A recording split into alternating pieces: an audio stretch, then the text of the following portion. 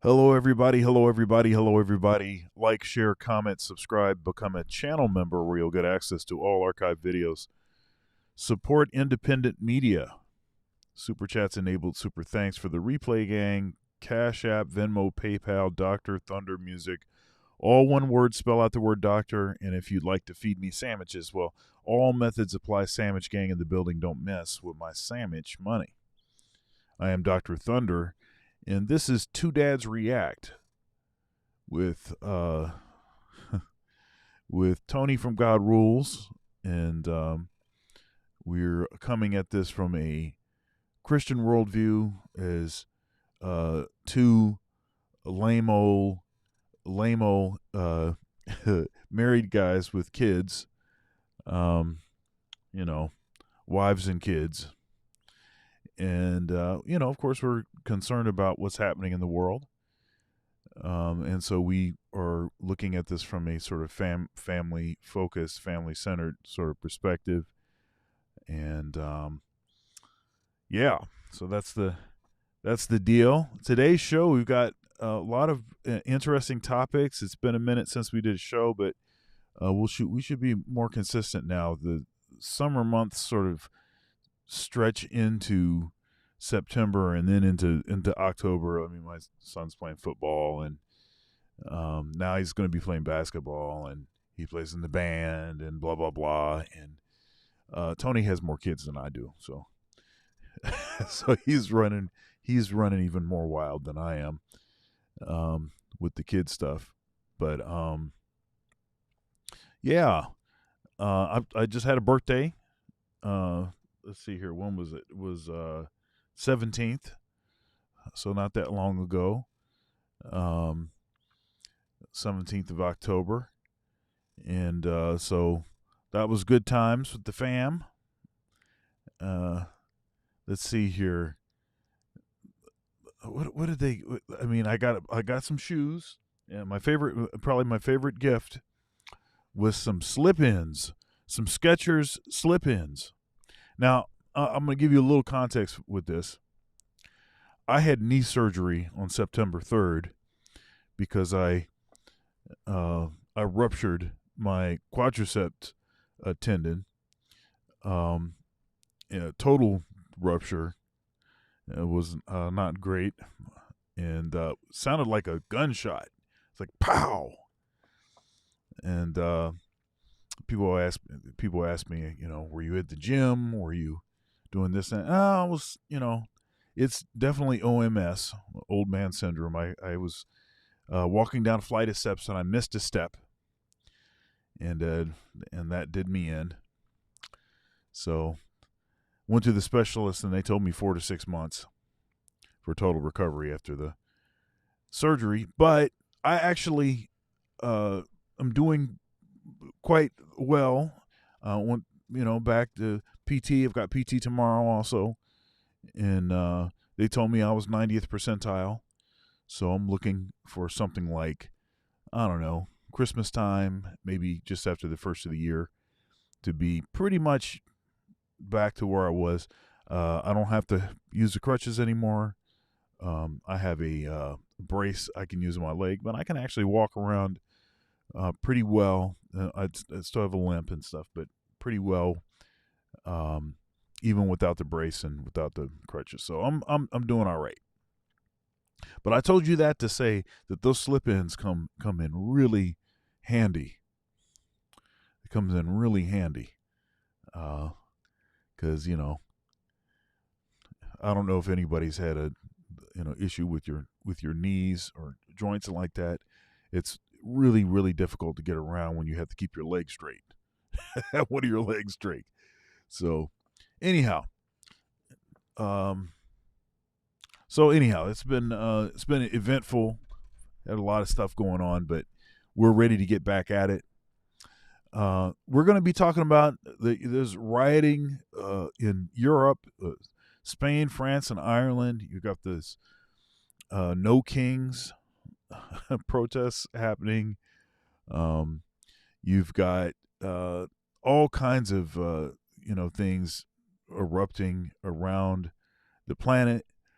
You've got these AI data centers, and they're springing up everywhere, and they suck up a lot of energy, a lot of power, and there's a lot of water. They're sucking up a lot of water and a lot of power. So we'll take a look at that. And I know Tony's got other things to talk about. I have um, been talking about and have covered the Charlie Kirk thing a few times on my morning shows. And I've been talking about a number of topics in the state of Ohio where I live. Um, it's There's a bill that's been proposed for mandatory DNA testing at birth. And this is a big deal because there's a lot of paternity fraud that's going on. Now, there's a number of states around the country, a number of locales that are proposing these kinds of bills. And so that's an interesting development. Um, you know, depending on, what community, whatever, we're looking at maybe as high as a 1 in 3 paternity fraud rate. So there's a lot of this going on, and so this law seeks to address that issue. So I talked about that this morning, actually. So anyhow, we're getting it in. Thanks for being here. We'll be right back with another riveting episode of Two Dads React. Let's go.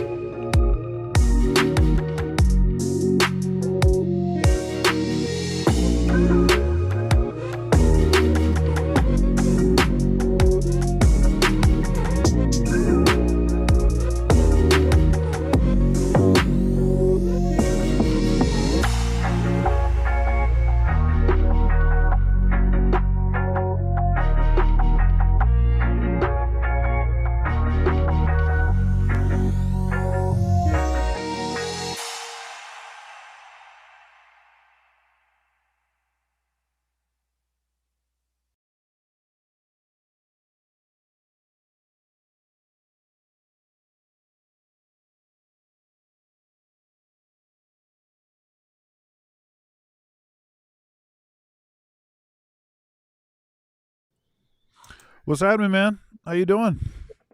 Not bad. How you been? I'm all Oh, right. just in a hurry trying to get over here. So it looks a little blurry. Is it blurry on your end too, or no? Or is it just me? It's okay Oh, it's over getting better. here. It's getting better now. All right. Yeah, it could just be a little pixelated from the internet spinning up or whatever. Um, Yeah, man. yeah, it's good to see you, man. It's been a minute. Yeah, a little bit. What's been happening in your neck of the woods? Uh, just doing a lot of vacation stuff, Right. going places, Hawking Hills, all that stuff. But other than that, just a lot of activities for the kids, all that kind of stuff, and then YouTube and just everything, same old. Otherwise, Yeah, that's a lot of stuff going on. The fall, like, I've got like the fall, like everything just dumps like right in the middle, right in my lap, just like all this oh stuff. yeah. It's just, You thought it's the summer busy. was like all full, and then you're like, oh, it's finally over, and then you get into the fall, and it's just as bad. Well, and for me, in my case, it's, I mean, summer is busy and stuff, but the fall is like, Worse. yeah, fall is crazy. Oh my But goodness, man. it's crazy. But it's it's good though. It's like, it's like a new energy. The church, it's the beginning of the church calendars in September.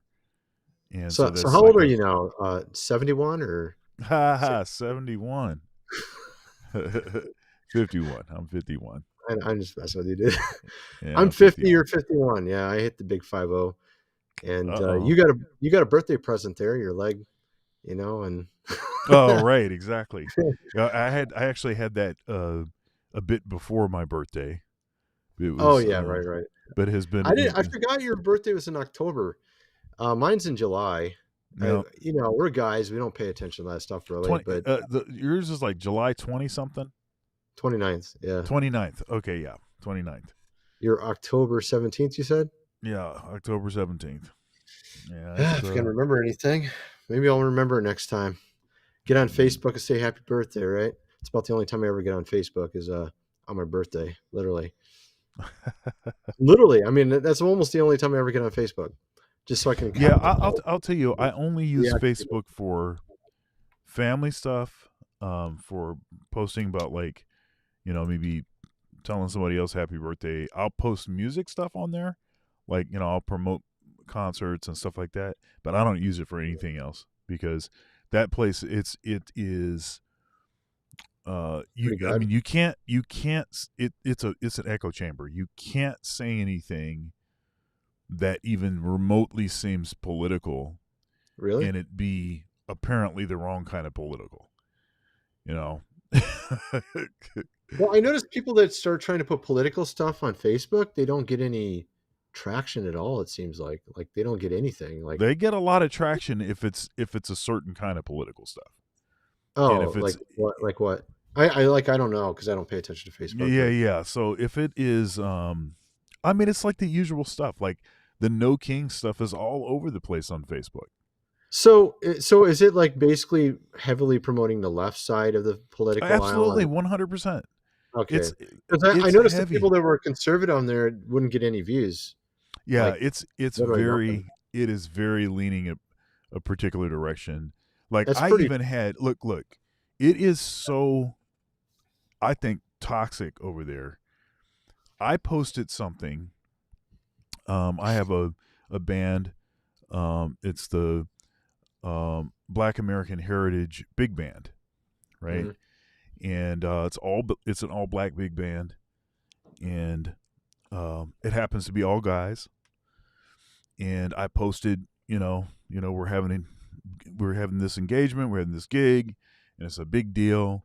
It's kind of a one of a kind of ensemble and stuff, Mhm. and we're playing like Duke Ellington and Count Oh, Basie, yeah, which are prominent Black American composers, I've band actually heard of them. leaders. I don't know anything about music, and I've heard of them. Yeah, yeah, and somebody, and this was so they get on and they're like, um, why aren't there any women in your band? Oh my goodness, And then seriously. they're Is like, this on Facebook? yeah, on Facebook. Oh my, And then they're like, what the and hell? and how come, it just it turned into that, and I'm like, you can't use just like, Are these and people that are your friends or just random people you don't know? they're both actually the two people that were trying to kick up dust were both people that I know, that I have that I one of which I've conversed with, but not in Mhm. person. The other person was a former student at the not Oh, my student okay. per se, but was a former student at the institution I teach at. And so, but it Yeah. was like totally. It's just like, this is what that environment is like. That Oh, this is what that place is like. So you can't even celebrate something just because, hey, I'm doing this, you know, you're a guy, black, man. Guys are without. not allowed, you know? It's like, get the crap out of here, man. Yeah, guys are not allowed to have, their own groups, you know? So it's kinda true, man. It really is. I mean, it's Yeah. really I mean, it's so bad. It's brainwashing. I mean, straight up, our society is just full of brainwashed people. And it's on in a lot of areas, and it's not just on one side of the aisle either. It's like everywhere, dude. It's pretty Yeah. bad. It's pretty bad. I mean, even outside of politics. I mean, it's just straight up, culture stuff, everything. It's just brainwashing, brainwashing, brainwashing. It's like, bro, you just believe whatever you're told, don't you? You don't Yeah. ever question anything. You know what I mean? It is that. It's Even just on my it's side, even people have, on my side ish, you know what I mean? Like where they're like in the same sort of vein as me. Even then, like if you start questioning a little bit too much and go a little too deep, they're like, well, wait, where are you going, dude? You know, yeah. Here, that this happens. I'm seeing this comment right here.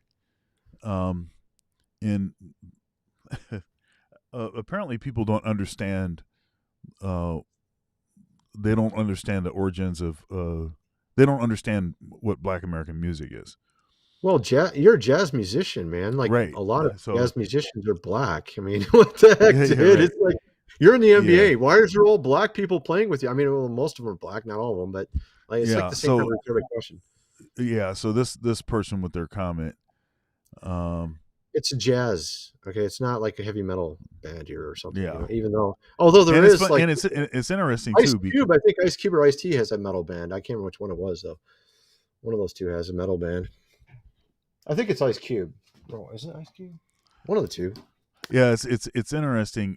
Folks don't usually have they don't have an issue with um a we'll say an all white band or like this. They don't have any issue with that. They don't say I don't know any. about that. Well, I mean, if you see a bunch of old I mean, if you see, like No, well, no, you hit but the let barbershop quartets, like old guys. yeah, You don't see it yeah, really anymore, but here but let's clarify. But let's clarify.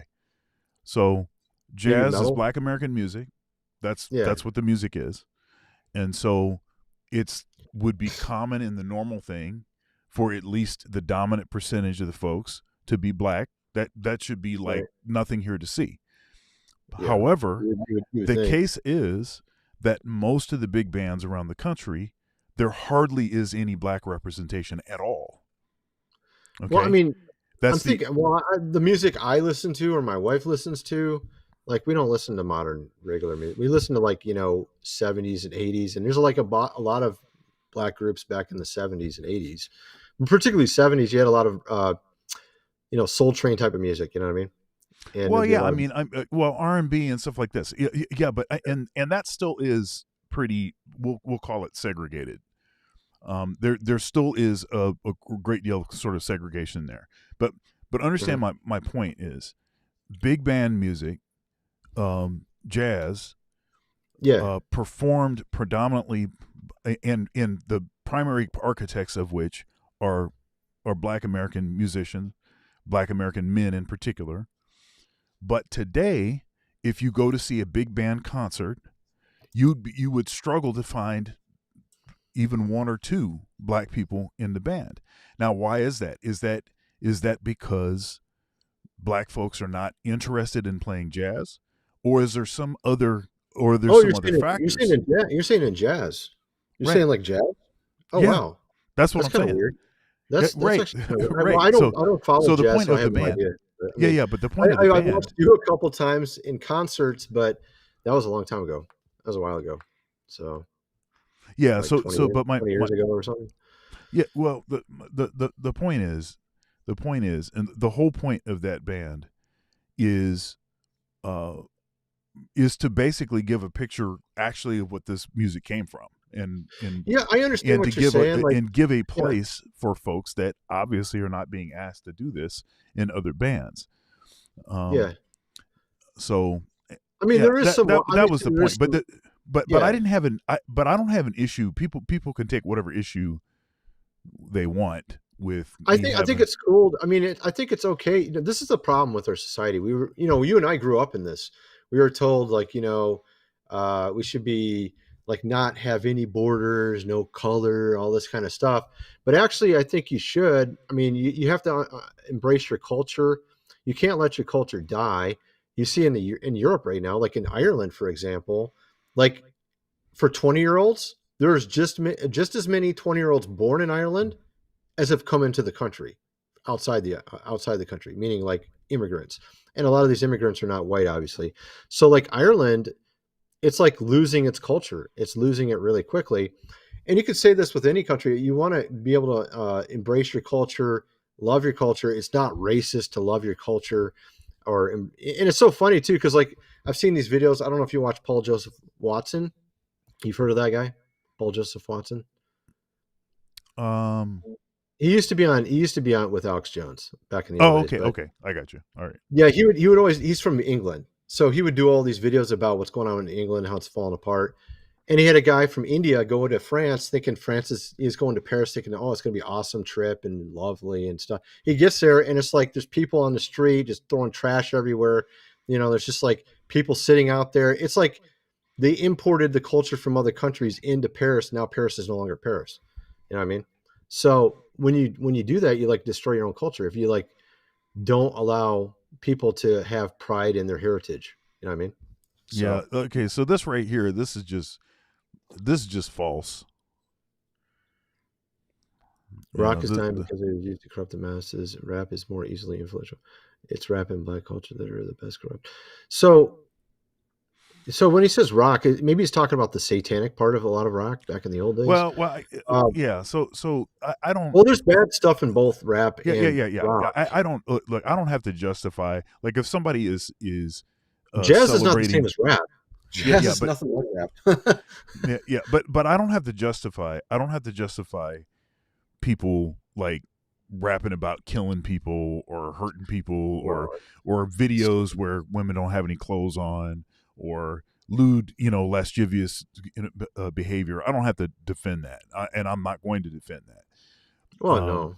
Yeah. uh, but I think it is a it's sort of a categorical error, and a lot of folks tend to dump the blame of certain things in certain locations because it seems as if It's not the music. there's a disproportionate representation of certain of certain folks doing things, but the Well, media. it's the ownership. It's the ownership Exactly. pushing the labels, pushing the stuff. And it's Right. because and we can't talk so much about who's behind some of these labels, but you start to notice a very big common denominator with a lot of this stuff. So when you look into it, I mean, Yeah, so certain people that don't like our cultures, they don't like black cultures, they don't like white cultures, and they want to make sure they both look bad and weaken and shrink, all that kind of stuff. So they put Planned, of course, Parenthood inside the middle of the inner city. They tell people to be rainbow and trans, so you don't have families, all that kind of stuff. So yeah, so they're let, very interested in us not having lots of kids and things like that. yeah, again, I don't know how you come up with these numbers. 90% of the representation. This right here, rap is more satanic. That's a heck of a way to characterize an entire genre.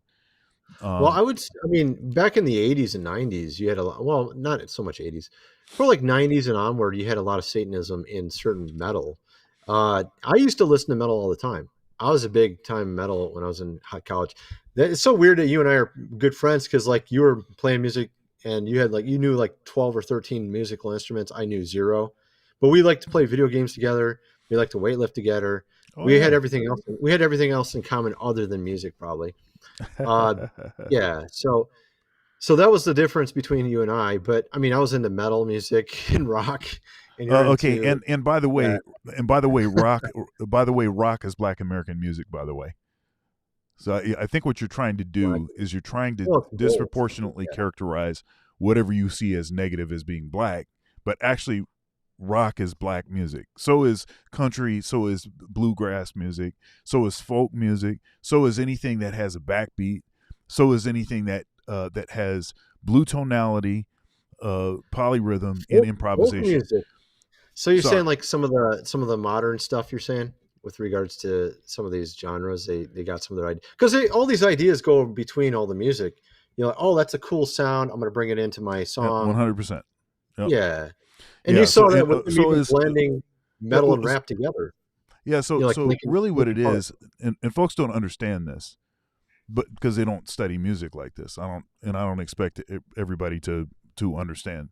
But really, all popular music, it actually has its origins in the early black church. The In the black beats, church, a lot of the beats and stuff, or what?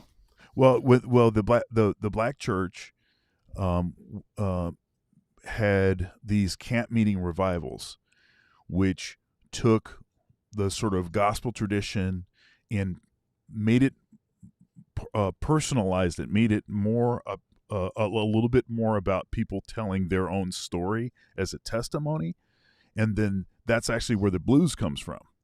Because in the blues, people are talking about this bad thing happened to me, my dog died, my wife left me, this kind of thing. Country But music, yeah. when you listen to when you listen to um, blues, you listen to, and people don't realize this. The banjo, the instrument, the banjo, that's a Black American instrument. Is it? That's yeah. So people, I, but people you know associate what? that. I would definitely not be a good guy to debate on music because I have no Yeah, understanding yeah. of it. I mean, But people, like I but listen to people, some metal. I know a little bit about metal, but that's about it. right? You know, how much? But people associate a certain kind of timbre in stringed instruments with being, with being white instruments or Caucasian, whatever you want to say. But actually, that's not the. It's actually not true. It's A lot of just the beat stuff. A lot of the beat stuff is more like because if you look back to like Beethoven and stuff, they didn't have beats. You know, like Tchaikovsky, even that was like 100, 200 years ago, right? 18 something. yeah. Tchaikovsky didn't have beats either, right? So like all the modern music has beat to it, almost all of it, right? So you're saying a lot of that came from sort of, and it's interesting you mentioned about the church because I was thinking like Justin Bieber. I was thinking about all the. I feel like it's the devil purposely tries to corrupt a person in the church, bring them into Hollywood, the music industry, because they know there's like those that are in the church that are singing, they have like a heart and soul in the music, and it's like you can feel it. So they bring that person over to the world and try to bring heart and soul into the world, and then they try to corrupt the guy and make him evil. Mm. And in that way, it's like a false, like it makes it into an idol or something. You see what I'm saying? Like the devil has what I'm saying is the devil has nothing he can offer. So what he does is he corrupts or modifies what God has. So like the topic of sex or anything, like he'll corrupt it and say it's all mine and then tell you. So like in the church, what the devil does is he'll get in the church, he'll put on a pastor suit and say, hey, look, you can't do this, that, and the other. And he'll make like 100 rules like the Pharisees. And then he'll go over to the world, the devil's in the world too, and be like, hey, if you want to have any fun over at all, you got to come over here. The church is not going to let you have any fun because I'm over in the church too, telling you can't have any fun. See what I mean? So that's kind of what my theory is. The devil is in the church, outside the church, and he's running both gigs. Because like look at when Jesus came 2,000 years ago. Who is the problem? The Pharisees, the religious leaders. So I think today, if Jesus came back, it'd be the exact same thing. The religious leaders are the problem, more so because they're the ones pretending to be Christians and they're Yeah. fake. You know what I mean? So just real quick, I just want to address a couple things quickly, and we'll get it moving. Suzette, no, not all music is black. We're talking about popular music. So Well, I think any it's music like you that, got ideas from each other. It's kind of like with UFC, like MMA. Like, you had Bruce Lee. He was the first one to try to incorporate all these different genres of fighting into one. And then you got the UFC, Brazilian jiu-jitsu, boxing, wrestling, pull them all into one. What's the strength? What's the better strength? What's the better weakness? And then they'll take this from that from this. So like in music, it's probably the same thing. They probably took some ideas from some black music, whatever, and they took some from over here, church music. They took some over here, and they pull it all together. What sounds the best? It ends up being a big combination of everything. Does that sound about yeah. right? So so there's, I mean, a direct lineage, and all the musicians know this. The people that study music, the people that, um, uh, they understand the lineage and who borrowed from whom. And if you were to ask, you ask even the British invasion. I mean, you ask them who were they listening to, what music were they listening to. It's black musicians. That's what it was. Well, they Elvis, are for influenced. instance, Elvis. Yeah. In this other comment here, Elvis, uh, Elvis was almost infamous for having totally ripped off the style of black musicians and sang their songs. Sang their songs. Matter of fact, there's a guy. It was on Johnny Carson. I think it was on the Carson show. There's a guy. I can't think of his name right now. He wrote a lot of uh, Elvis's songs, and he sang on Carson a couple of the songs that he had written for Elvis. And when you hear him sing them, you understand instantly where Elvis got a lot of his style from. It's from this guy that actually wrote the songs, because he never actually met Elvis. He would just record songs and send them to him. Uh-huh. So I it's didn't even know. I don't know much about that. I mean, I it's know pretty Elvis is interesting. very famous. I don't. The thing with Elvis is he was there's these issues with how he was dancing and the beats, and there's a lot of sort of like an addictive element to that kind of got into people's minds. You know what I mean? And I think it can be used for good or evil depending on who's using it and what they're doing with it. You know what I mean? So that's a big concern. I mean, I'm sure there's a lot. I bet you it's like the UFC where MMA, where you get some strengths from here, some strengths from there, and like Brazilian jiu-jitsu is probably one of the biggest elements for on the ground. So you got wrestling, boxing, Brazilian jiu-jitsu. Those are the three biggest that probably influenced the fighting, right? Mm-hmm. But there's also lots of other ones, but they didn't have as much of an influence, right? But like judo, they have some throws and stuff. So I'm sure that's the same with music. There's probably elements from various cultures that influence music in this way or that way. But I think with the beat and some of the dancing and sort of the addictive sounding, I think that might be from the African side more. I'm guessing. I don't know. I'm just guessing based on how I see it. Sure. Does it sound about right? Or Yeah, I mean, look. we don't need. You said you wanted to get on to the next thing anyway. So Yeah. it's okay. Look, my point is, when we talk about American music clearly is disproportionately influenced by Black American music. That's just a fact.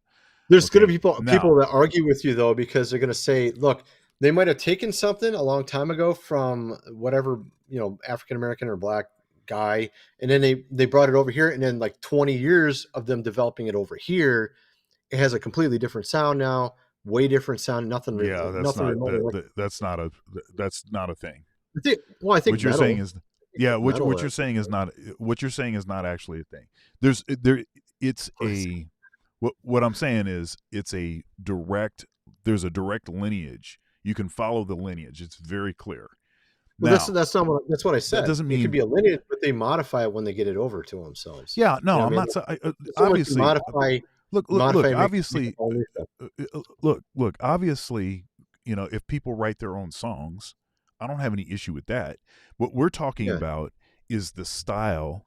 We're talking about We're Well, I talking. mean, metal sounds nothing like jazz or rap or any of that stuff. Yeah, So, yes, you it know, does. The timbre sounds different, but when you listen and if you the beat, transcribe the the note beats choices, part.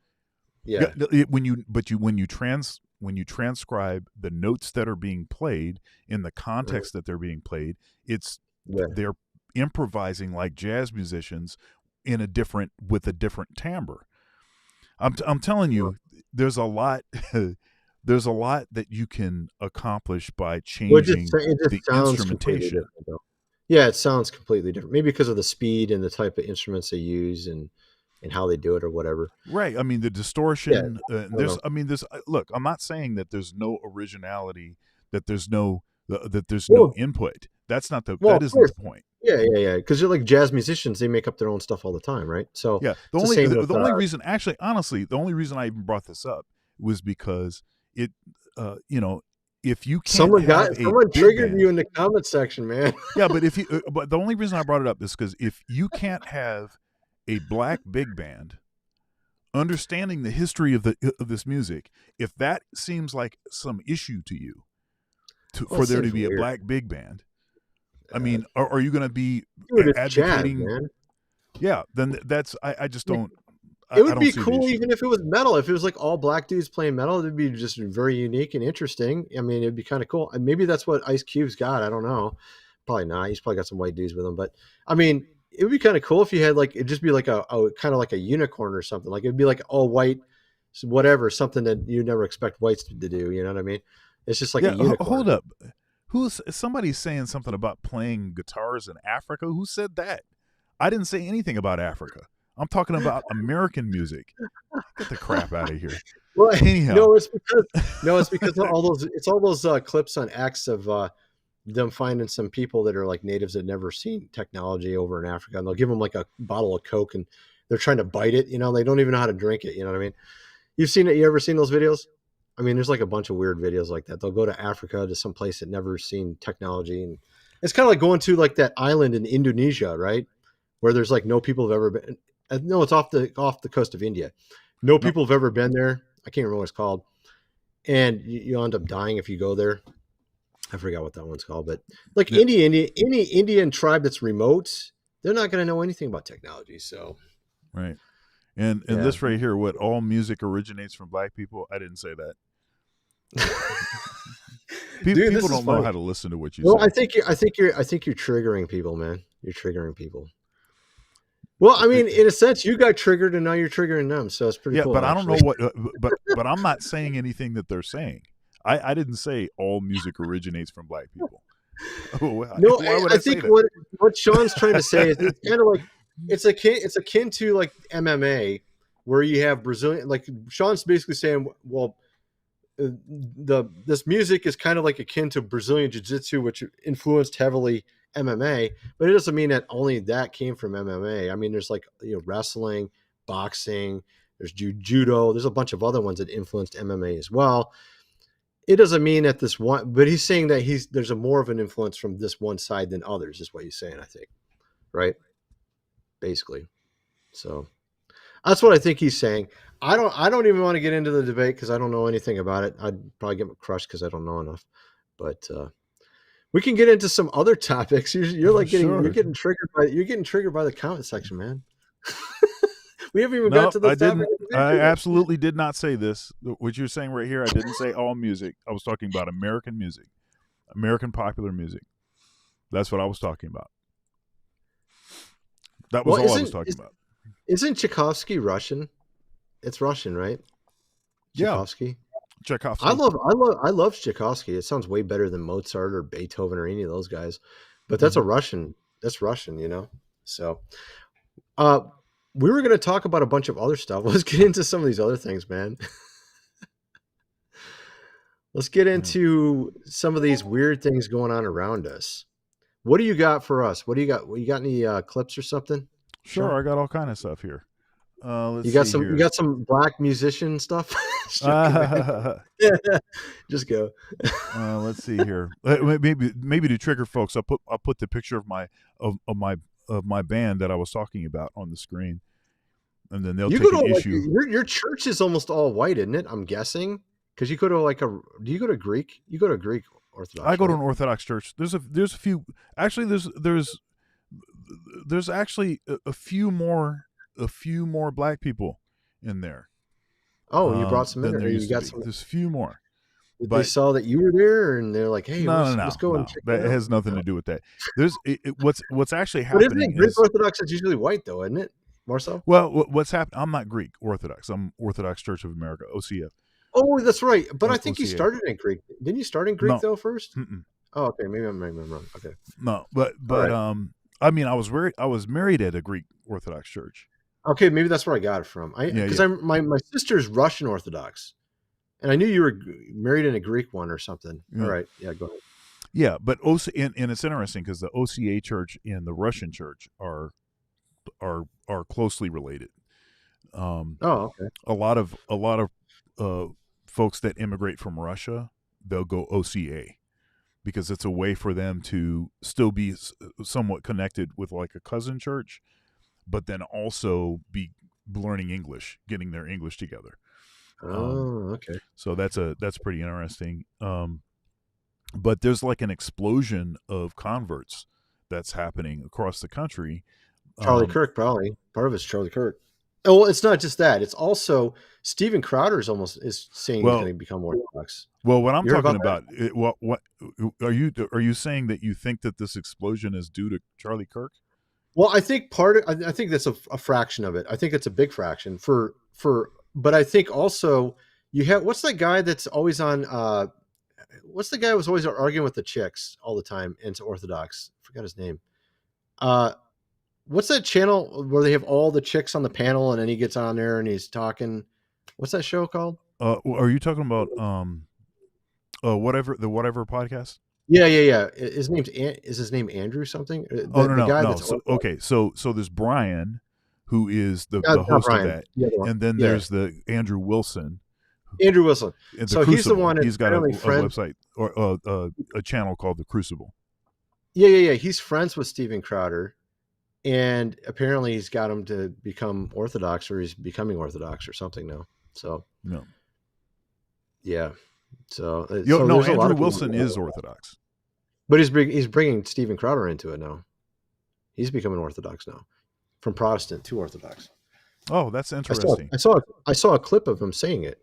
So That's interesting. And actually, and I covered this on my morning show.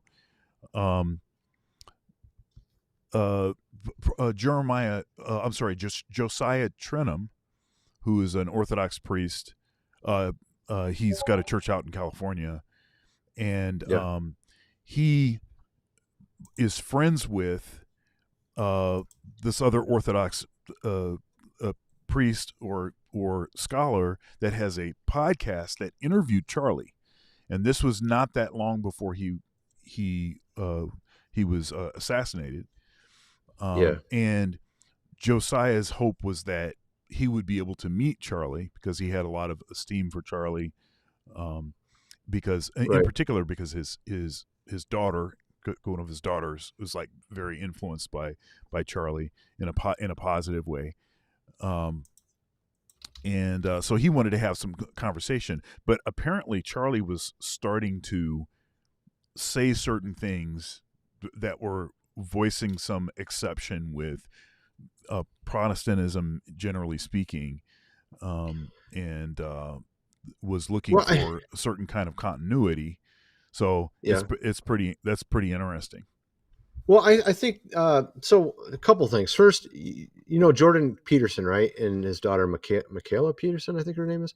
She came out saying there's like the spiritual attacks going on now, and I think that's happening. I really feel like we're entering into a weird time where I feel like the devil is starting to lose, and there's like a lot of spiritual warfare going on right now. Mm-hmm. The devil's trying to stop people from being heard. He's freaking out because he's losing ground, and I think there's going to be I think there's going to be a massive revival in the next year. I think there's going to be a lot of people becoming Christian. And, there's a lot of guys online fighting. It's pretty funny. The Ortho bros, the Catholic bros, the Protestant bros. You go on X, it's so damn cringe. I actually comment under their posts because they'll put up like some picture of Mary and like, how can you not love this picture? They'll just put up really stupid shit. Like Protestants will put up something like, got you Catholics, like some gotcha stuff. And it's just so cringe. I don't know. They're like all acting like tough and stuff and like we're the real deal. And you got like Candace Owens with her Catholicism. And honestly, the thing with Catholicism to me, and my wife's Catholic, I go to Catholic church here and there, is just the leadership's horrible. Just like in the Protestant church, you got a lot of bad leadership in the Protestant church as well, depending on where you're at. The Pope Francis is horrible. The new guy's okay, but he's got some weird stuff he's already doing. It's just, you know what I mean? Like, and this is the reason. This is the reason why I think we need really big changes with the leadership across the board everywhere. Politics, religion, business. There's so many evil people, corrupt people running everything everywhere. It just needs to Yeah, be fixed. so I guess my take on this is a little different. Um, yeah, you have a lot of bad people doing stuff, but I don't know that you're ever going to be able to eliminate bad people from being, being promoted, from being, I rising through think the so. ranks. I don't know that you're ever going to be able to do that in the current system. You Well, know, yeah, the current I don't. system is because you have big money and elites in the background pushing certain things. Like Well, Sigmund yeah, but even Freud. if it, but take what I'm saying. I mean, even if you didn't have the money controlling everything like it does, and even if you didn't have that factor, you still are not going to be able to control, or you're not going to be able to prevent bad people from rising through the ranks, fooling people to get, because if I think there so. is power or if there is prestige involved, Well, it there's a is fraction of that, yeah. it draws the wolves, right? Yeah, that's true. There is that aspect, but I think if the framework is right, like for instance, in the Catholic Church, I'm going to just tell you something I think is flat out wrong, and you're probably going to disagree, at least partially. If you look at First Timothy 3, it says that a deacon, a minister should be a husband of one wife.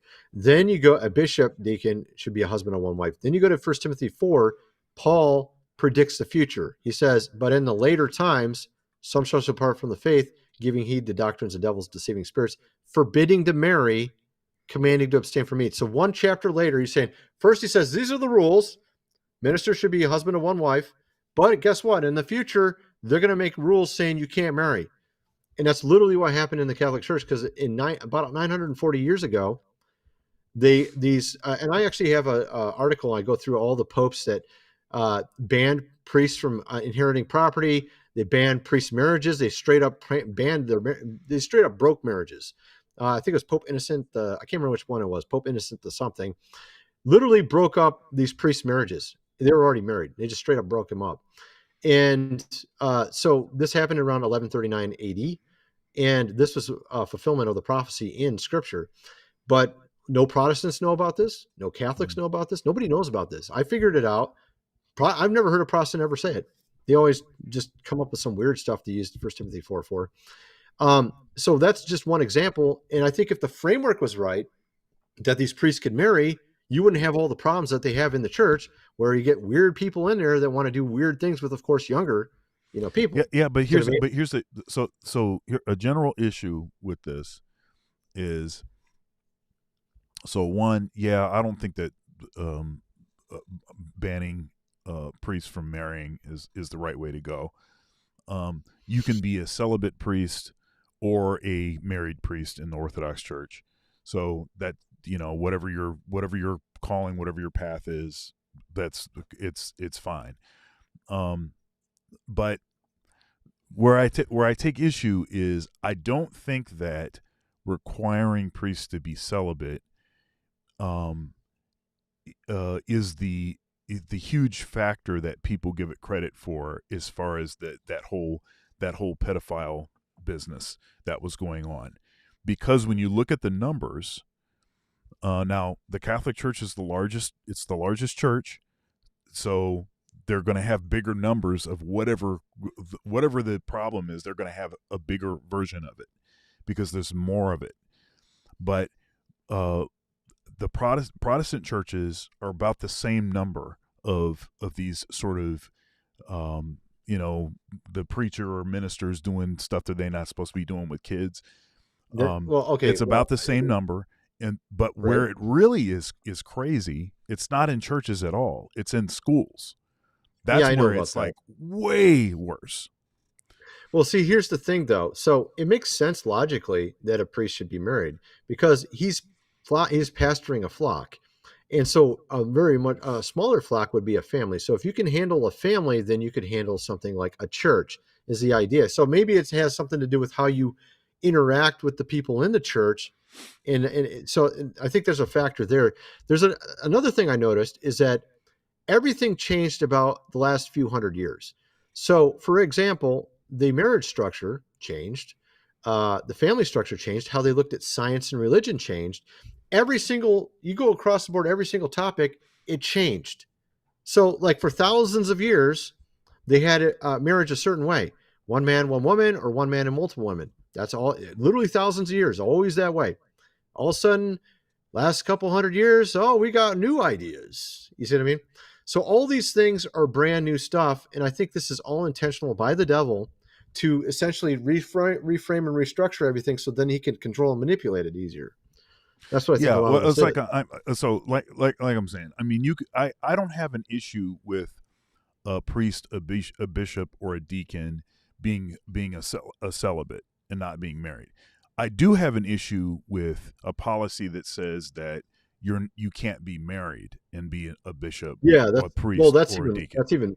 Okay, that's what it says. so I do have an issue with that. I can see you could actually argue what you're saying from scripture because it says forbid to marry, which is like what you're Right, saying right, right there. right. So it's not, but for me, I wonder when it says bishop and deacon, if it means specifically all ministers. So my whole thing, and I don't want to argue about this, but my whole entire point is that, for example, I've been pointing this out on my channel. I told this to my mom, and it's like everyone you tell this to, it just doesn't compute. It's just like the dragon dinosaur. Dragons are dinosaurs, but people can't put it in their mind right, because the reason why is because you've been told dinosaurs lived millions of years ago and dragons were something thousands of years ago and they're fake. So you got all these things like this in our society. Marriage used to be a one specific thing. Now it's something new, and there's another one I figured out, which, and I even had people in the comment section kind of freaking out over it a little bit, is back in the ancient times, it's not like gay people just popped up out of nowhere and never existed before. Thousands of years ago, they had them too, but they weren't taught the same. They thought differently. They were taught differently. They're called eunuchs, and not all eunuchs were gay, as people in the comment section were saying. No, some were made gay or some were made eunuchs because their little thing was cut off. Yeah, that happened. But Jesus said some are natural born eunuchs, which means what I'm saying is there are a specific set of men that don't like women. I'm not saying that anything beyond that. I'm just saying that specifically. And they existed in the ancient times. They protected harems for the king. They often worked in castles and stuff. But my point is now today we have this programming for your head. So if you're gay, you must go to these festivals, pride festivals. You got to accept the whole rainbow. You got all these weird fads. So it's all this programming from our phones, social media, et cetera, molding society, changing society from what it originally was. So so in the church, though, what do they do in the church? They say that they never existed. There never were gay people. Everyone's straight. Everyone should get married. That's why you had people like Mike Pence going around saying you should do conversion therapy, which didn't work because there are people called eunuchs. And what's interesting is if you look in scripture, there is an ancient Hebrew word called saris, 5631. You can show it on the screen if you want. And it's so weird is if you look in the translations, it's translated officer often, most of the time. It's translated eunuch, officer, official, and it's referring to someone who doesn't get married. It's not referring to an official. You see what I mean? So they literally hide the word in scripture that's talking about a eunuch. And now this eunuch he may be gay, he may not be gay. He may be just straight up had the thing lopped off or whatever. I don't know. But the point is that why would they hide this? And here's a perfect example. But you keep saying gay, and when I say gay, I don't mean all the context to get what people call gay today. Okay, that's not what I mean. Well, no, I understand that. So what I'm saying, just to clarify, so maybe so people understand, you're Right, not right, right. justifying, uh, No. a particular lifestyle, Right. That's but not you what can I'm doing. say that a person is.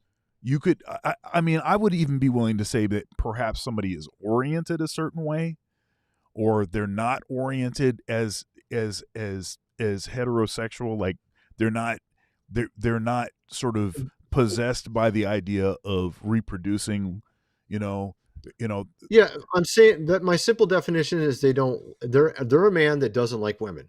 That's just the way I'm defining it. Okay, and then from there, our society essentially makes you think a certain way about it, mhm. whether you're that person or not. And my point is that they hid it in the scriptures too. So like there are people that exist that Jesus literally said there are people that don't desire women. There's men that don't Right. desire women in Matthew 19. And then they hid it in the scriptures. And then so a lot of Christians are just like they don't exist. And then you have this weird cultural divide. And then you got the devil through the media saying gay people should be this way. And then you got the devil in the church saying they don't exist. They never did exist. When in reality, they are a certain type of person, but they've been programmed to be a certain way. Sure. So it's just like the dragon dinosaur thing. It's like dragons don't exist, but dinosaurs do, but they're actually the same thing. It's the same. Mm. It's the same thing. So I see it as like the devil manipulating society, changing definitions of words, manipulating what's a marriage, what's this type of person that's a eunuch, what's this, literally molding society the way he wants it to be, is what I'm saying. And Yeah, I we mean, need to get I don't back to doubt what it I was don't doubt originally. that. What I think Yeah. what got us started down this path is when I was saying this thing. I don't think that, um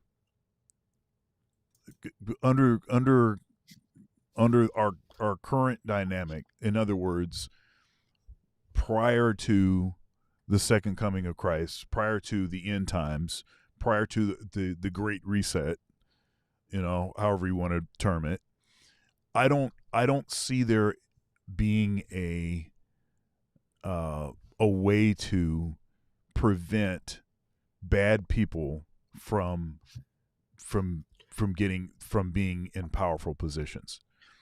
Well, it'll So take God. It'll so take God to do since it. since I don't see that as likely, or as is something that's likely to happen.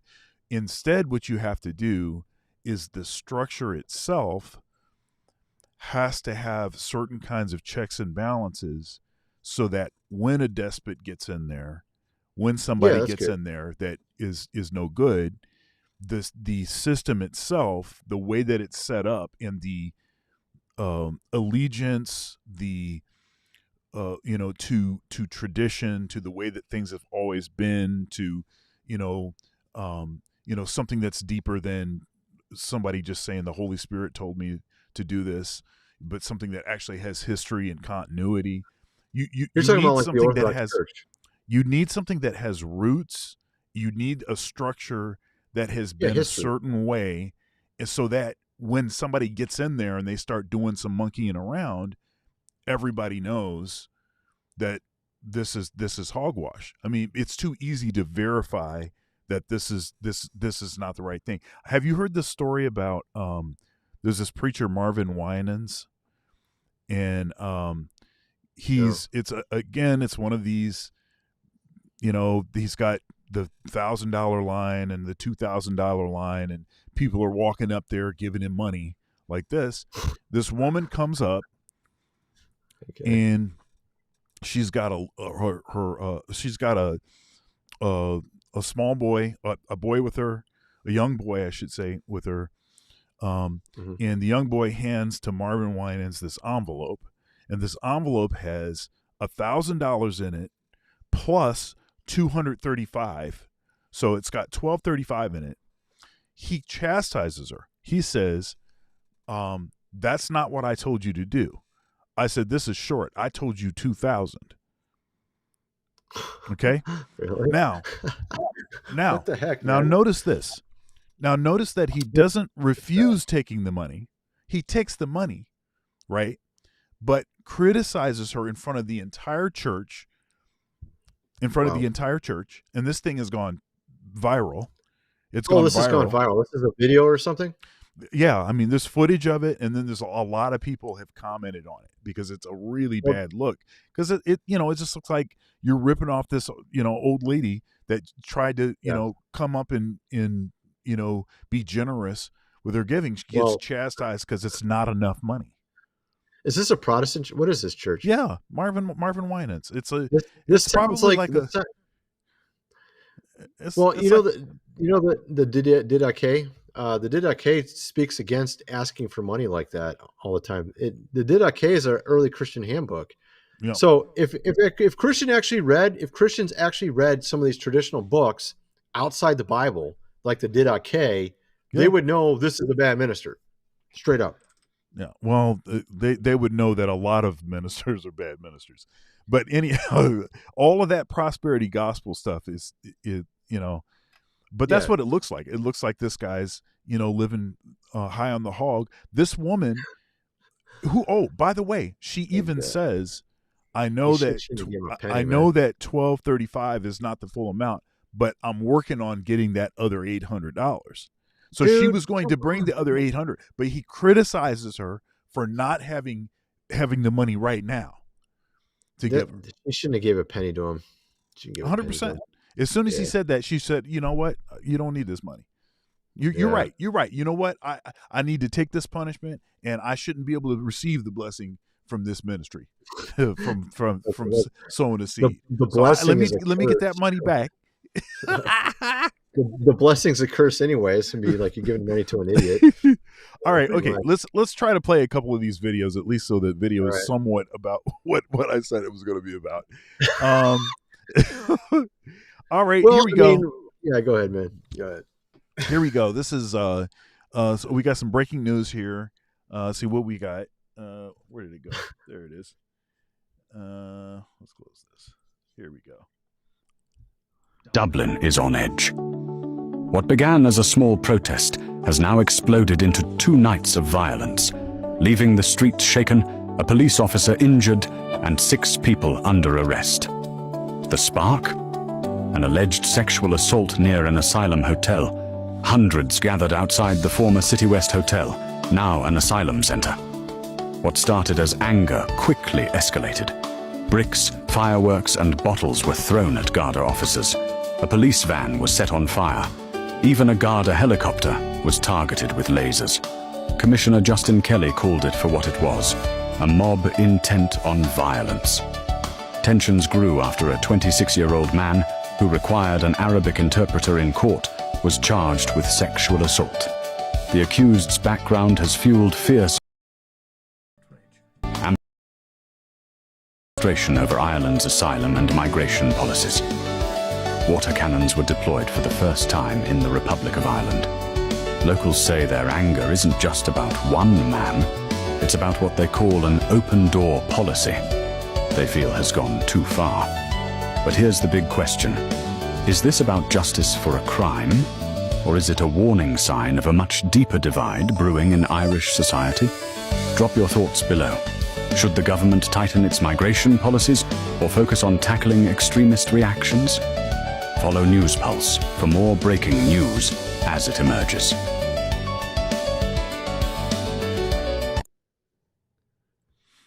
That's messed up, dude.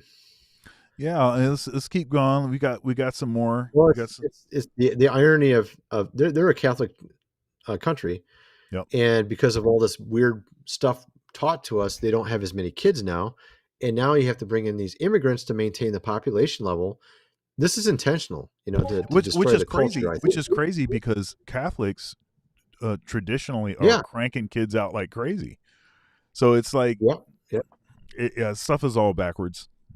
Let's keep going. Yeah. Protesters have clashed with riot police in Paris as hundreds of thousands of people took part in anti-austerity rallies across France. Police in the French capital used tear gas to disperse the crowd after projectiles were thrown. Scuffles were also reported in other cities. More than 140 people have been arrested. The striking workers are calling on the government to scrap looming budget cuts. Okay. We're just getting going here. I've got a couple more here.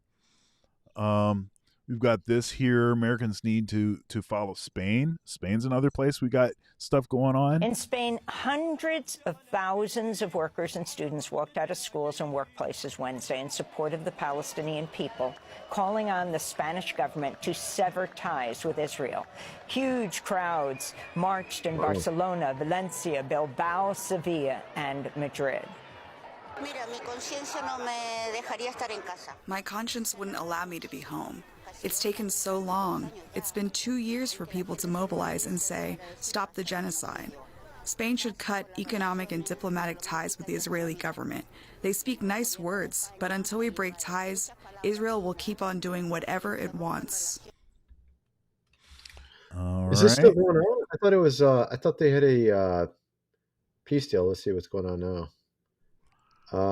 Updates: Gaza humanitarian crisis worsening despite Israel-Hamas ceasefire. So they ceasefire. They still got the deal in place, right? But still kind of messed up going on. Worsening humanitarian crisis in Gaza. Apparently, it's kind of weird. Yeah, a lot of I haven't been looking into that. A lot of places are kind of turning against, not turning against Jewish people. Not turning against Jewish people, but turning against the political actions of the leadership. That's right. The political actions. And it's pretty bad for them now. For the younger generation in America, both left and right apparently are not fans of the country either. 100%. Yep. Yeah, it's gotten pretty bad for them. All right, we got some more No Kings, and of course, this No Kings thing is not just here in the United States; it's actually other places. Here, check it out. Hundreds of protesters gathered outside the United States Embassy in Dublin today as part of the global No Kings protest, a movement opposing Donald Trump and what demonstrators describe as his authoritarian tendencies. Chanting, "No to Trump, no to tyrants," and waving banners declaring power belongs to the people. Participants voiced solidarity with rallies across the United States.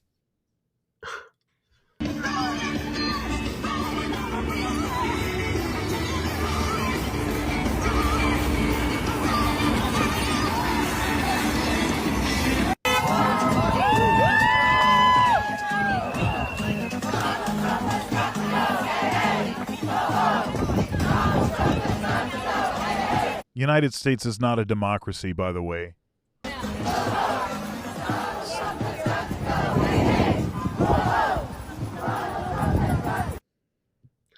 Jamaica Live, your trusted news source, both locally and internationally. Okay, all right. Please like, share.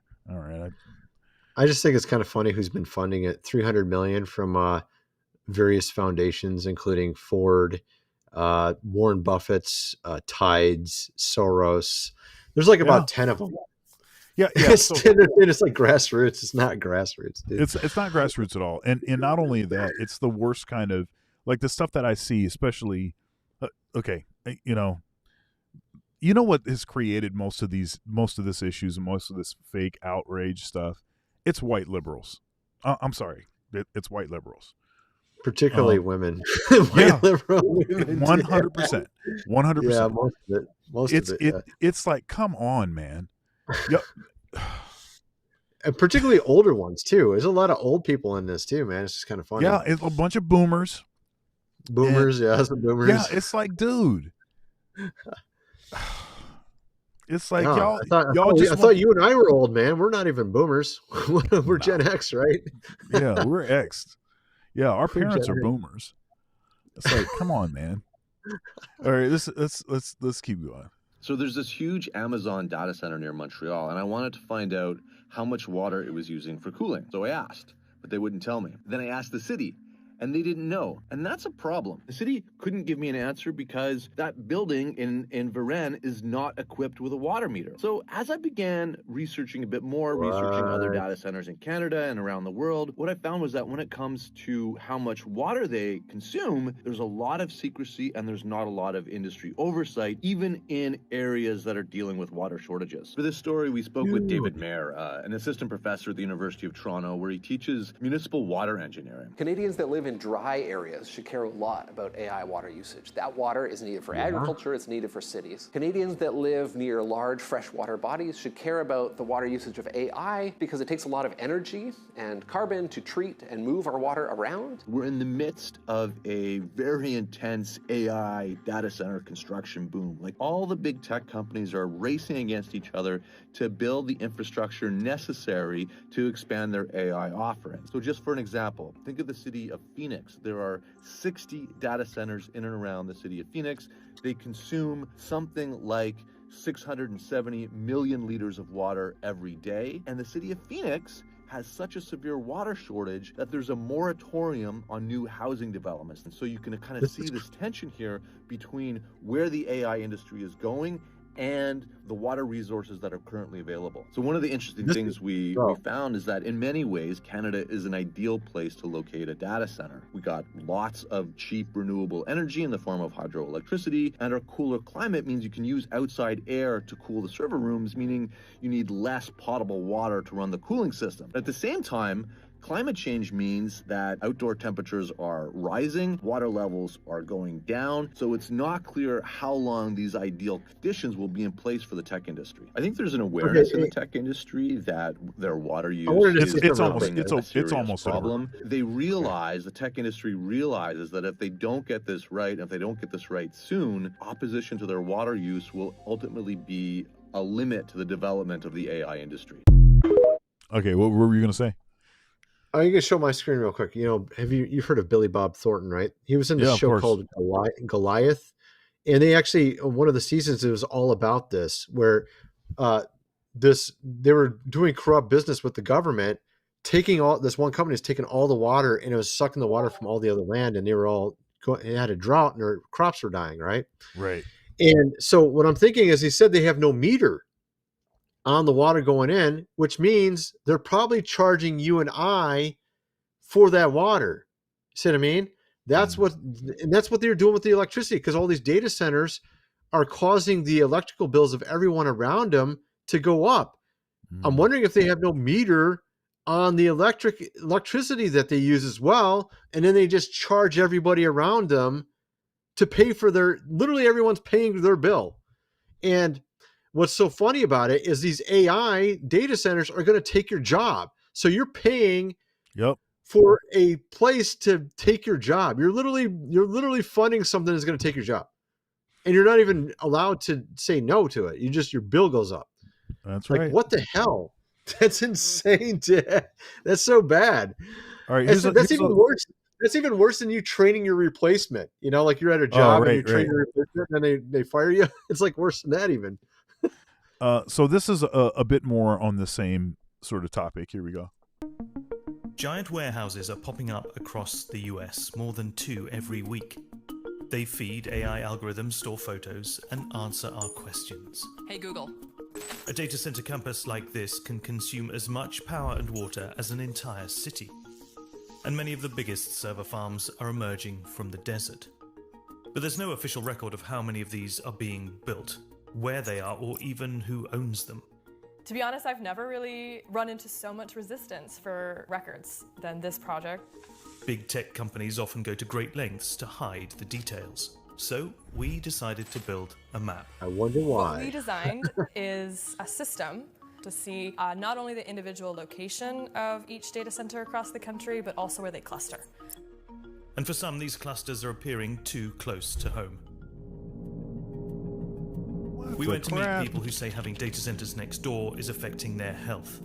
I had a hard time breathing, I couldn't sleep. I thought I was losing my mind. Summertime is more of a, during the winter it's like, almost like an engine trying to start. You can hear it? So how many data centers are there in the US? And is there enough power and water to satisfy a building? Yeah. That's what they're talking. He was talking about the sound of them. It's like messing with your head or something. Yeah, and apparently it's messing with people's health and all kinds of stuff, man. Well, they probably got a bunch of weird, there's probably a lot of what do you call it, like wireless routers and stuff all around there too. It's probably like emitting all these different waves and stuff. It could affect you also. Who knows? Yeah, go ahead, man. Could be a lot of stuff that from is it. only just getting started. Radio frequency wave.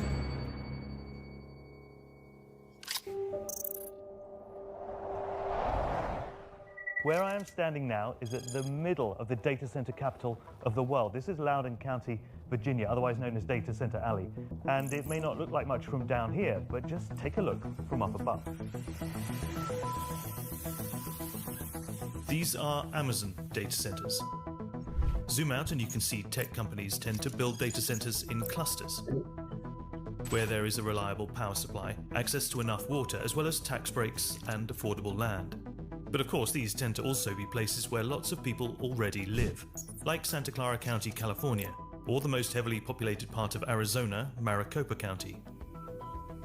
And of course, here in Northern Virginia, the most densely populated part of the Washington, D.C. metro area, and one of the largest and fastest growing residential areas in the US.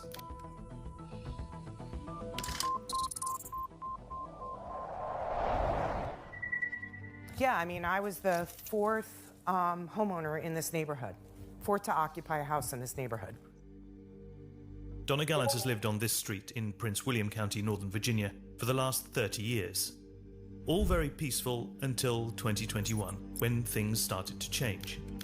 These are Google data centers, and ever since they started rising from the ground, Donna has been looking for answers. There's no transparency, and with the data center companies or with local authorities? Or both. Yeah. So anytime you ask a question, it's, oh, we signed an NDA, we can't talk about it. Oh, we're under NDA, we can't talk about it. So there's no transparency at all. The site isn't complete yet, but she says the noise is already taking its toll. When I go to my room at night, the tonal noise immediately triggered my anxiety. Really? I wonder what it's like to work in that place. Probably sucks really bad, dude. It reminds me of those cell phone towers, you know? You live right next to a cell phone tower, it really affects you too. You know, it's crazy. And there's a lot of goofy stuff. Going on. We got a little derailed towards the beginning of the show, and which was not intended, but hey, I guess that happens. But I think a lot of stuff was taken out of context and not understood what was being said. In no way am I claiming that all music came from black people, or that guitar, or that there's a bunch of Africans totally playing what guitar. You were saying, man. Yeah, That's totally I don't you're even saying. know what that guy's talking about. And well, you know how people. I mean, everyone does that. I do it. You do it. We all hear what we want to hear. You know what I mean? Sometimes. Well, I mean, or hear it the wrong way. I'm not going to say. Well, I'm not going to say that everybody does that. I'm going to say that yes, it is possible for people to take stuff out of context, and sure, that's fine. But here's the band. Wait a minute. Let me do this other picture. Yeah, this is better. Here's the band. I see a white dude. Is that a white dude there? No. Oh, you sure? And there's one guy that looks pretty white over there on the right middle. Can you zoom it up bigger? I can't even see it. Anything. Let me see real quick. There's a guy, like you got it like this, right? Like that. Oh, I can't put my hands on it. Yeah, like the guy right on, I guess he is black maybe, on the right in the corner. It's like kind of like 2/3 over, I guess you would say. He looks pretty white. The whitest looking dude. That one looks like the white guy to me, but I can't tell for sure. Right. Maybe he's black. Maybe he's just a light skinned black dude. Well, he's biracial. He's got his one of his I caught the biracial guy, man. All right. One of his parents is white. He's actually one of my students, one of my current students in my, cool. studio. But one of my good friends in college was half black, half white. Now I'm gonna do this. Let's see here. Let's see here. He was into metal, by the way. His name was Mike Fox. He was a total metalhead, but he was half black, half white. So. Okay, let's see here. His images. Okay, let me see if I can. Here we go. Okay.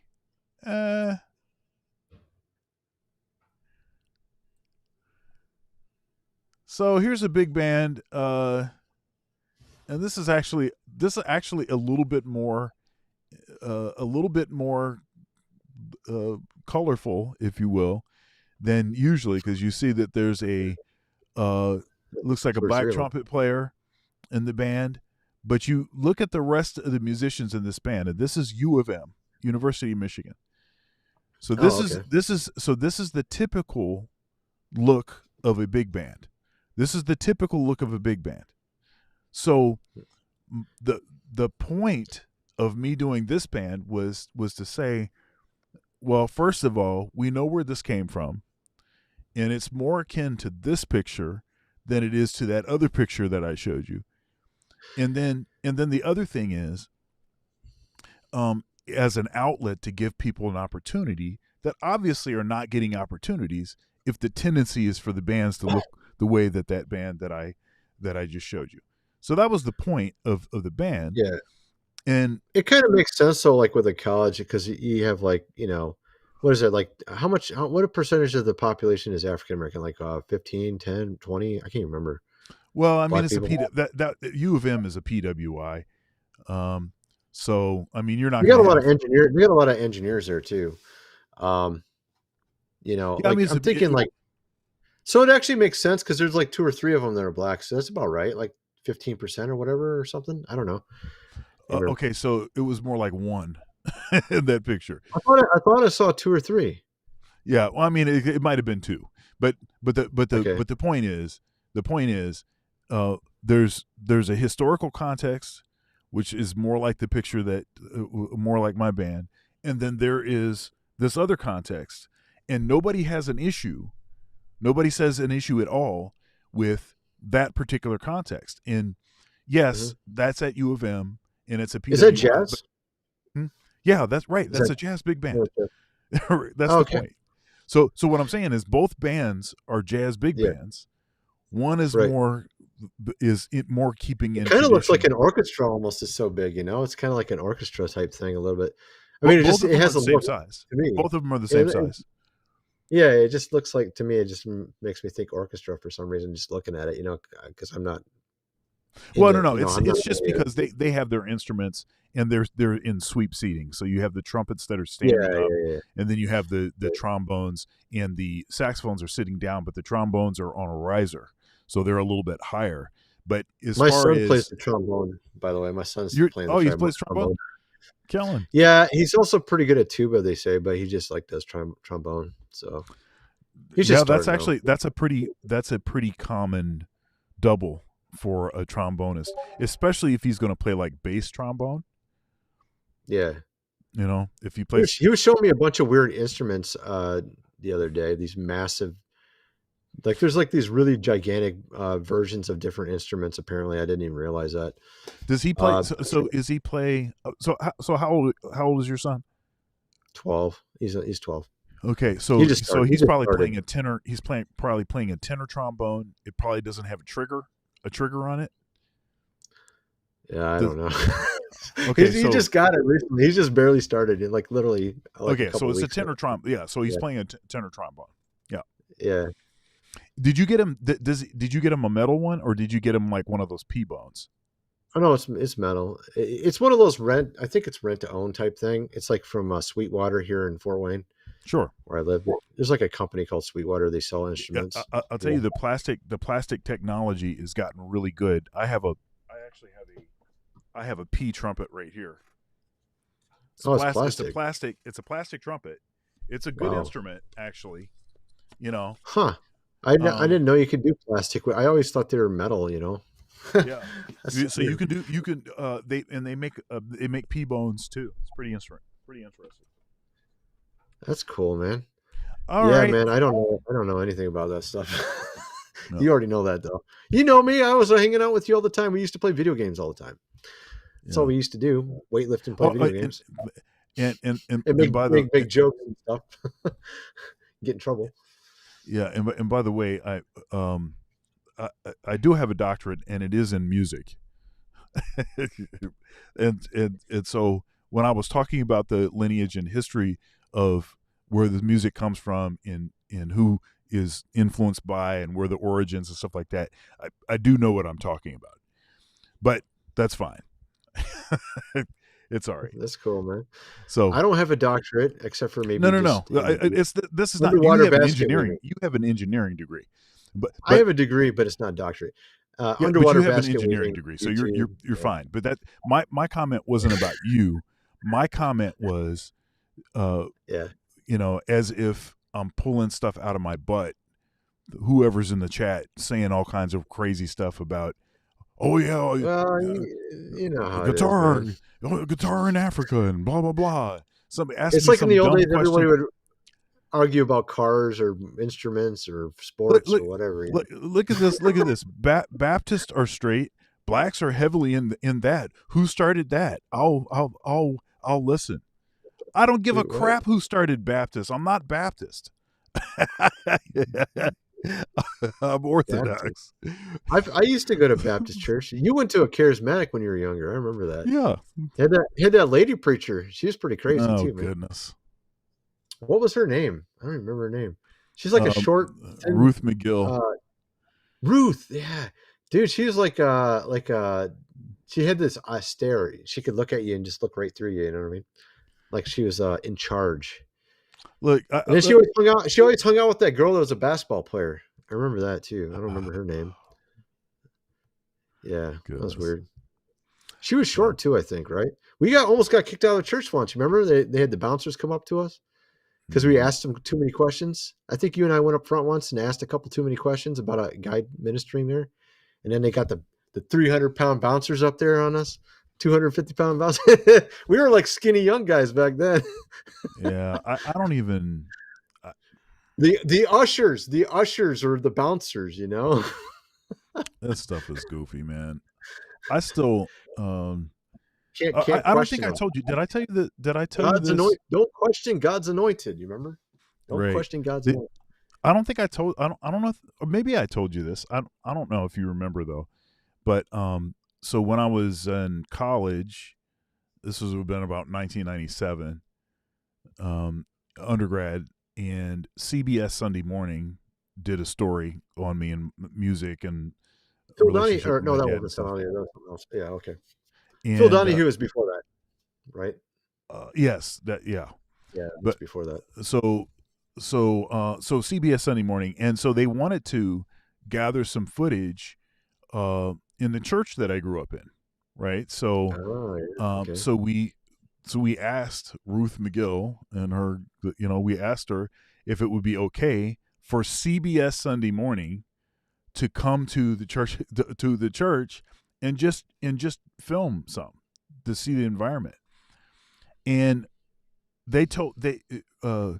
she told us no because they didn't want to grieve the Holy Spirit.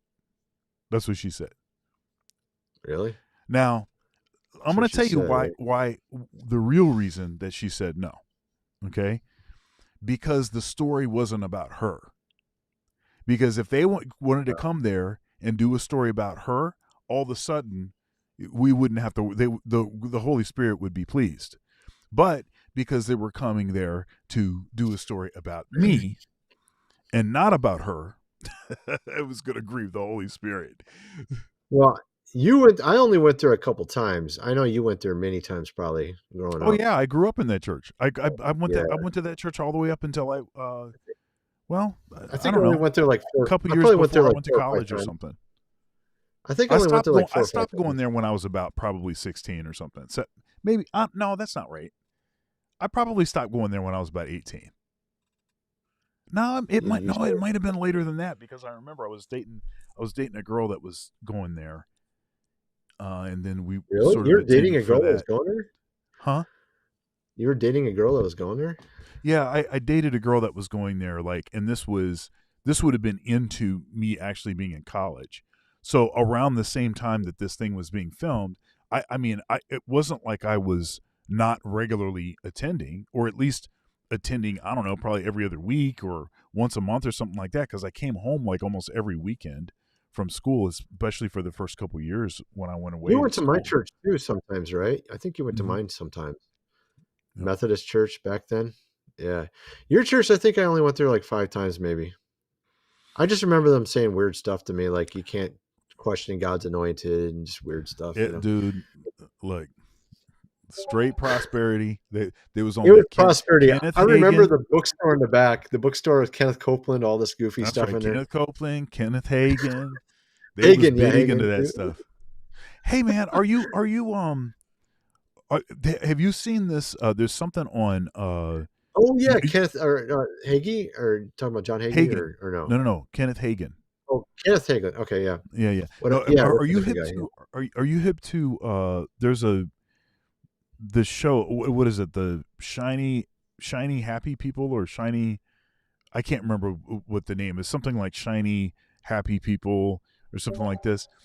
And it's a story about this guy, Bill Gothard. Are you hip to Bill Gothard?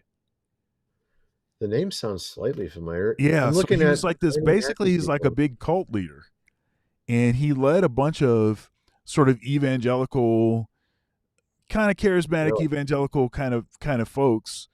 He had this. It's on TV. It's on TV. The show. Do you remember the movement Acquire the Fire? Bro, that's when I became a Christian. Was at that thing, dude. I'm not joking. Well, what it was is we were playing. Actually, it was a pretty good story. What happened was You we were should there. watch this thing, man. You need to watch. Okay, what is it on? Is it on Amazon? It's on Amazon Prime. Okay, check this out. So we went to Acquire the Fire, and our youth group was the worst group, period. Like we had all these guys that were like causing trouble. They were like the worst kids in the school in our youth group. So we actually got kicked out of there. We were literally kicked out of the, we were all in there and they're all talking and telling us how to be good kids and whatever. They literally kicked us out. We were out in the bus playing hooky and just standing. And I felt God pull on my heart to go inside there. So I felt like this anchor on my heart, and I just went in, and I felt God's Holy Spirit the first time at the Acquire the Fire. But our youth group was pretty bad. They were always getting in trouble and stuff. So we got kicked out. So we had the worst kids in our youth group. Are you hip to this thing called Teen Mania? Sounds familiar. Okay, so that was loosely related with that. The Bill Gothard and his cult stuff was associated. I didn't know that was related to any of that. Yeah, I just remember we went Acquire to the Fire, one meeting, dude. One meeting. Yep. That's it. Acquire the Fire, and then also what was it? This Battle Force or something like this. They had one thing where I've heard of like, Teen Mania. I've heard of Teen Mania. Yeah, well, they had this one thing where so you send your kids to this thing, and they're supposed to be learning how to witness, and how to be good Christians and become, soldiers of God and like this. And so they go to this thing, and they're supposed to be like learning, like, okay, how do I talk to people from different cultures? How do I do this and that? Dude, it's like boot camp, man. Dude, it's like worse than boot camp. They're like, they're like practically berating. They're like berating these kids. They're like making them, slog under, like doing military like drills and stuff. Yeah. Getting them up at like 3 in the morning and to do like jumping jacks and stuff. It's like, dude. It sounds like Mark Driscoll on crack or something, man. I was like, what the heck, man? Okay. So having said that, yeah, this is also this particular story is also actually a hit piece on Christians, because what they did, they do that a lot. Yeah. So what they did was they highlighted some stuff that was bogus stuff. Now, granted, it was really questionable, dubious stuff. Okay, I am not defending that at all. It's definitely some cult like stuff. Okay, but what they do is they come in there and they start saying, "See, and the patriarchy, and and they have like some people that they chose to be the people that came out of that." And they went like flaming feminist and like this. So then what kind of stuff that they're going to say about it, Well, me and my researcher came up with this idea of what's going on here, what the devil does. We call it the Darwinistic Manichaeism. So what you do is you have a false standard in the church, and it shoots someone all the way over to the other side where they become a radical feminist or LGBT or whatever. So it's like you either shoot from one side or the other, and you're never in the right place. You're never in God's. You're like in the Pharisee spot or in some weird, outside in the world spot. And I think it's intentional. I think the devil set it up this way, and I think that the media is actually helping make it worse when they do that stuff, where they make these documentaries. I'm going to tell you. I'm just going to tell you one more thing that's pretty funny. You got to watch this, man. It's like 2 seasons. I don't know. It might be like 8 episodes or something like that. I'll check it out. You got to check it out, man. Even if it's just for like, I mean, it's kind of a dark laugh, but you kind of know what it is that they're doing. That might be why we got kicked out, because we weren't structured and we were like, they were loud and making noises and joking, and they don't. It sounds like they're like boot camp. They don't like it like that, so they kicked us out. Right? It sounds like the same what you're saying. I just remember getting kicked out. So they had this. Okay. So they had this thing. It was like a simulation, okay? And so they were like, okay, you're the Christians. They divided people down the middle. Okay, you guys are the Christians, and then you guys are the tribal people, okay? And you, as the Christians, are supposed to witness to the tribal people. And so they had them get outfits on, and they did all this stuff. Man, this was the most hilarious stuff. So there wasn't that many black people there, okay? But there is this one black guy, and he gets partnered with 3 white women, and they're all like in blackface, and they have like, dude, I'm telling you, man, I'm telling you, and they're like, it's like on some Ooga Booga. They're just teenagers, right? They're just teenagers, look, right? Man, yes, it's like on some Ooga Booga stuff, okay, and they're doing like tribal dance and stuff. And then the Christians, they go over to him to like witness to. I'm like, oh. What the heck, dude? You want to talk about culturally insensitive? I was like, dude, I saw that, man. I was uncontrollably laughing when I saw that. I was like, you guys this is ridiculous. Well, that's like the 90s when you could make whatever jokes you wanted and you could do anything you want. Remember back then you could have crazy jokes and everybody would laugh their heads off. Today you can't do that. But the thing is it wasn't a joke. They were dead serious. Yeah, they were dead serious about it. I mean, it's funny to me because I'm like, you guys, look, 1 black guy and 3 white women, white girls, and that's their. I'm guessing the guy might not have minded if they're pretty. I don't know if they're pretty or not. No, look, he was just doing what he was told. This is he had to be uncomfortable with this. And there for the girls. He was actually one of the people that they interviewed. Huh? We were there for the girls. We were there for the food. That's fine, but there's a line. There's a line that you don't want to cross. He was just doing what he was told. I'm sure he was just doing what he was told in good faith and like this. But he's one of the people that they interviewed after the fact, and so he's recalling back, and then they show like these pictures and stuff, huh? Yeah. So like a long time later, like how many years later? This is like okay.